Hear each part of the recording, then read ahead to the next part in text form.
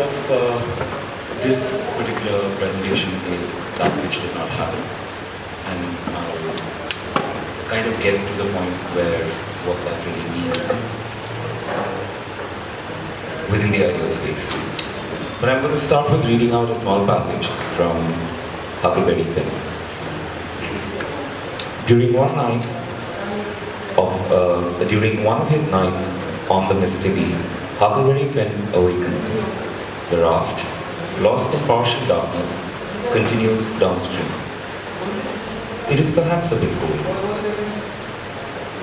Huckleberry recognizes the soft, indefatigable sound of the water. He negligently opens his eyes.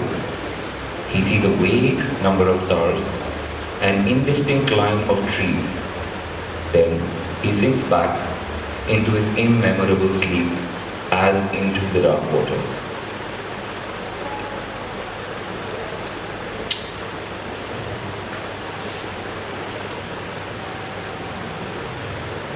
Next slide.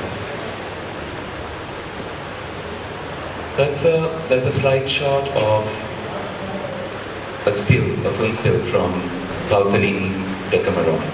And in that film, Pausani is this mural painter who's commissioned to do a large mural in a chapel setting.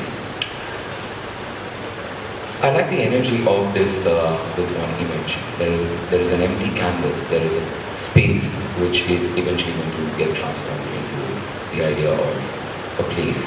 And the place-making act is probably what he's potentially thinking about as he stands before it. Scenography, simulation, a certain set of objects which come into a constellation. They all seem to inform how a space becomes a place, or at least how it can help a space become a place. Scenography and set design and site making kind of take into consideration some very key issues which connect to the idea of climate, what kind of temperature that climate can produce, this climate that is made through objects. When we come to the idea of objects, and especially objects without a purpose, what kind of an object would that be, an object without a purpose? Next slide, please. Next slide. And placemaking becomes a part of how an object then translates into becoming a non-object, an object out of purpose, and then eventually finding a new space for it. The place is all about time, or maybe the lack of it. And we know that time is also a cognitive illusion. Cosmic time, on the other hand, cannot be measured as a continuity of successive moments. It's a construction of human consciousness. Objects with their own time code rest in a field when one is doing a site-making, place-making exercise. And each object waiting to become that which it has not yet become by virtue of the constellation that it kind of creates. Next slide. Remembering becomes a huge part of placemaking. I remember certain things that I've seen. I don't know if I can remember them in its exactness from that particular time when I had seen it, but I do remember them. I faintly remember a certain set that I had seen maybe 2 years back, which was like a house, and we were all going to sit in that house as the play unfolded. I remember some parts of it. I remember it as a place. I don't remember it as a space. I remember elements. I remember objects. I remember each one of them sitting together again as a constellation, getting activated, taking me through the idea of what the place would be or what would have been. From there, what I want to share with you, next slide please, is a small text again. I'm sorry, I hope I'm not going too fast, but I'm trying to get to a point very quickly. And these are just moments where they help me get to that point. This is a text which is from the Sanskrit play Vijayapatika, and it's about the two lovers sitting in the garden, and there is a storm somewhere in the background. The clouds were roaring, the thunder, the clouds. Who makes the fluid masses lower above the mountain peaks? A heart of a loving woman who is separated from her beloved. And when the clouds reverberate, the peacocks agitate their wings and beat the air, as with fans fashioned of lustrous jewels. The frogs that are pelted by the rain drink it with fresh water avidly with their mud-splattered mouths, as enamored peacocks cry with shrill voices. The kadamba tree gleams like torches, the moon like a deposit, left in the care of a dishonest person who brings shame upon his own family. Like a young girl of an impoverished family, knows no moment of rest. The storm cloud is like a conquering king who invades a hostile land. It advances on the wings of the wind. Its flying arrows are heavy drops of rain. Its drums are the rumbling of the thunder. Its banners are the flashes of lightning. And in the citadel of its vanquished enemy, to plunder the moon of its light. The very sight of these clouds, from whose swollen and protruding moon issues the rumbling of the thunder, and which are like black elephants, with many-hued lightning, wounded the heart like a barbed arrow. Why then does the doleful crane repeat those words which sound like a raccoon to women whose lovers are far away?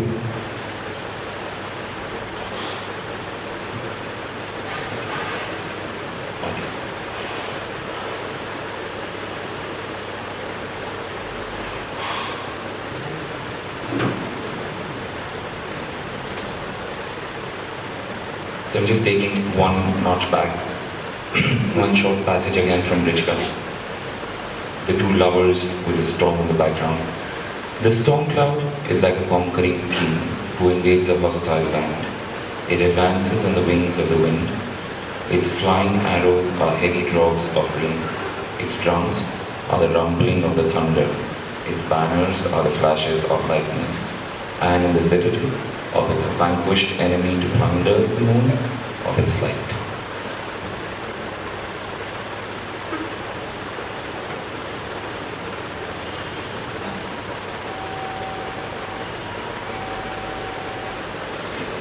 Hello? Hello? Hello हाँ Ruby वालेकुम अस्सलाम आप अब सलाम भी नहीं कहते हैं अस्सलाम आप लोग मेरी वालेकुम। सोबत में रहा अब ब्रेकअप तो हो गया 8 महीने देख रूबी ऐसा मत बोल, ब्रेकअप हो गया। मेरे दिल को बहुत चोट पहुंचता है। बाद में मुझे कुछ नहीं लगा मुझे और थोड़ी कमीशन मिली क्या बोल रही है? मुझे संडे कमीशन मिली है संडे ना जो 17 संडे है उसको मुझे कुछ मिली है मुझे गुलजार के साथ क्या बोल रही है?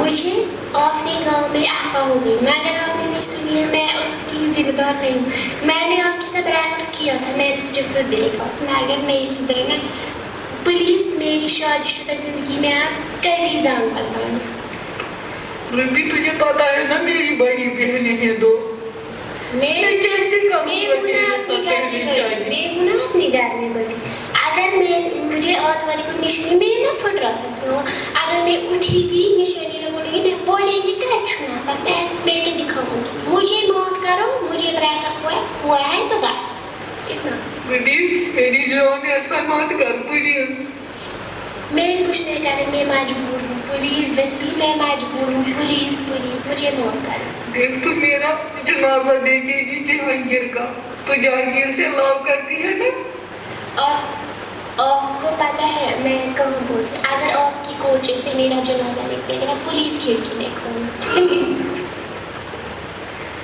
कैसी बात करती है तूने मेरे दिल को बहुत जख्म दिया मगर मैं बोल सकती हूँ तकदीर को कोई भी रूबी मत बोल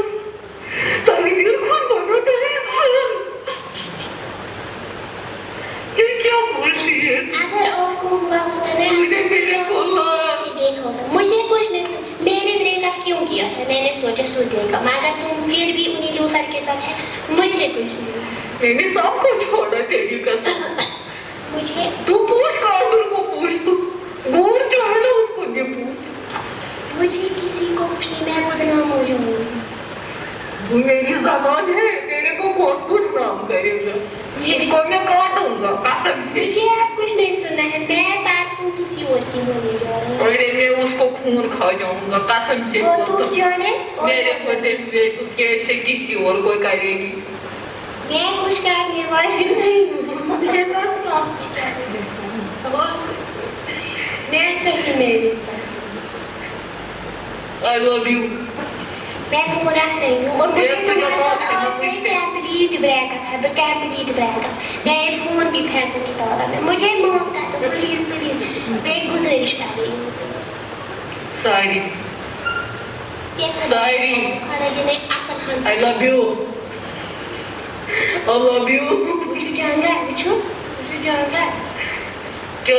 ये वो सोता है पोनस्ता मगर मैं में छुपोनस्ता बाहर द्रोसे अच्छे तरह का मुझे जाएगा नहीं इधर ही रूबा मारी अगर सिया पोनस का ताकलिफ तो भी खड़ा कर नहीं हो भाई क्या मैं जहर चूस भाई मारे पाप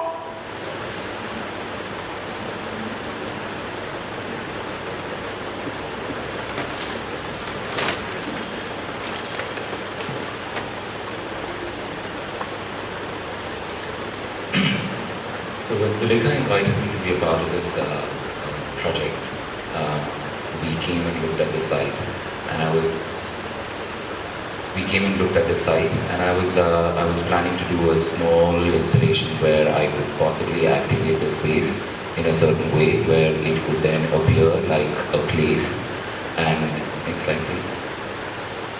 And these are the initial diagrams that I came up. The site is right next to you where you're sitting. That was the site. And what we were planning to do, what I was planning to do is that you had bleachers, there are these steps that continue down, they're part of the site.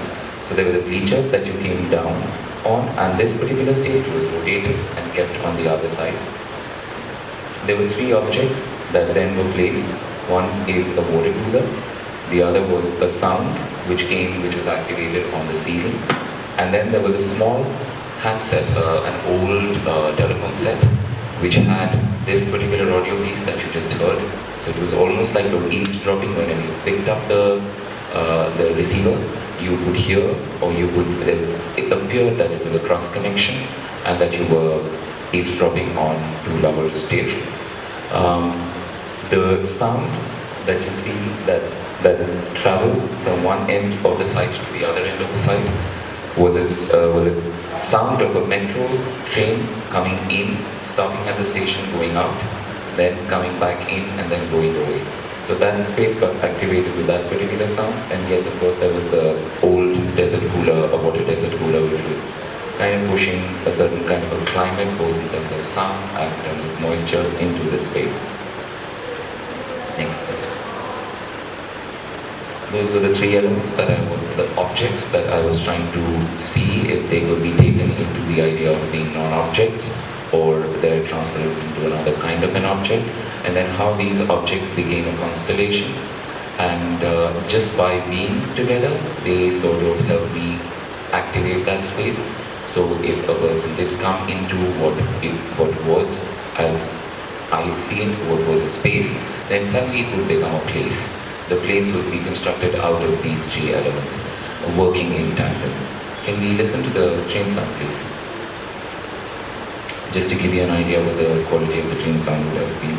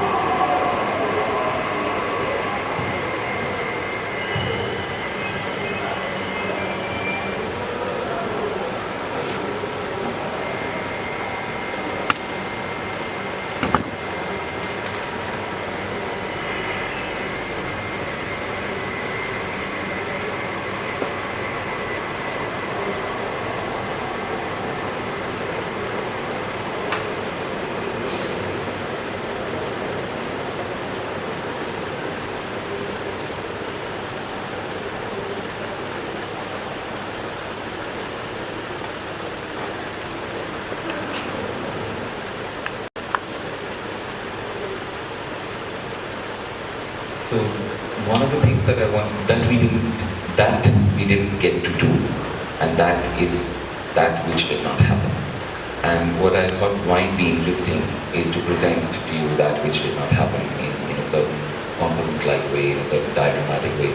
Sit here and see if I can get across the idea that there was an idea of placemaking in that space right next to us, and those are the components that I wanted to use in a certain configuration, in a certain constellation, and try to get a point across with those objects, which actually are autonomous objects, but then the way they are used as a constellation, that might help us maybe see a new way of looking at that particular place itself. That was the purpose of doing that placemaking exercise, but that did not happen. So this talk became about that which did not happen.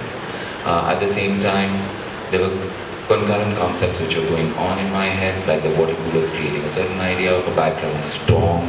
It creates a physical moisture space. It creates a sound. Not synonymous with a storm, but it can become the idea of the storm. I was looking at this as a garden space, so therefore the lover's stick came in, which you could eavesdrop on, which was embedded in an object. So you could actually have these autonomous sounds come together in a strange way, some that you could directly and independently go and access, some of them which were ambient.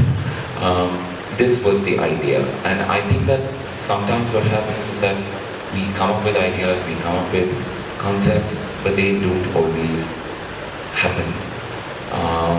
This was a nice opportunity to see if one could engage with an audience, to kind of connect on that level with objects that are not there as they were imagined. But if I could get across that idea of what they were going to do, if they were going to be in the way that they were thought. And that was one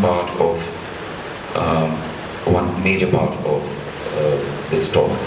What I want to, next slide please, what I do want to leave you is, again, possibly a film clip which I'll show you right after this slide. From Decameron, as I said, he's a mural painter in Decameron, and this is a slide from almost the climax of the film, where it says that why create a work of art when dreaming about it so much sweeter.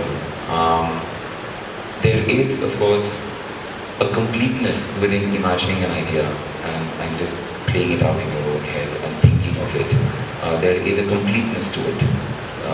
It is not necessary for it at times to be a real object, a real space, a reality for that matter. And this particular scene, which I'm going to end the conversation with, this particular scene has stuck with me ever since I first remember seeing it. Can you play the clip, please?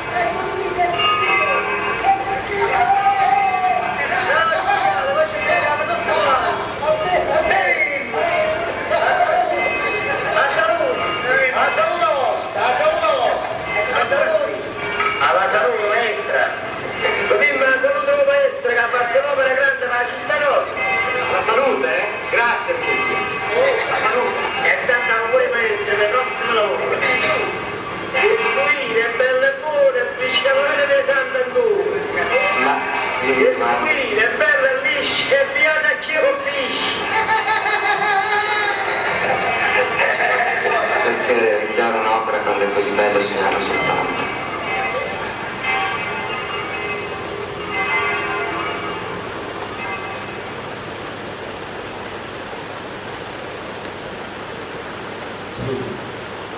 The idea that there is completeness within something that visibly is incomplete is quite a, for me, it's quite a powerful moment for an artist. I mean, as an artist,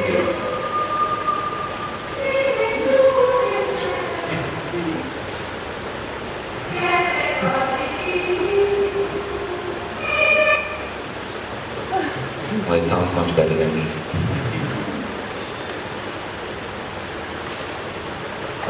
I don't know if I've been able to get across that one point, but as artists we are so self-indulgent and always lost in our own worlds. And sometimes to us what we do is good enough if we imagined it in a certain way that we imagined it. And it is complete, and that's what I didn't feel,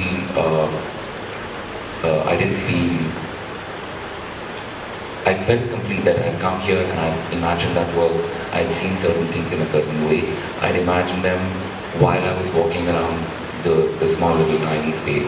I could imagine where the speakers would be. I could imagine what they would do. I could imagine the component of the telephone, what it would do, sitting on this large platform as a small object. I could almost imagine every bit of it. But for it not to have happened doesn't really mean that it did not. And so maybe that which did not happen is that which did not happen for you, but it kind of is very complete in my own head, in my diagram, in my small little sound files, in the small object that's resting in the studio. And there is a certain completeness to that incompleteness. Sites are always about that. There are so many challenges to site making, to set making, to scenography, to anything that works, to anyone who works with the idea of space, physical space.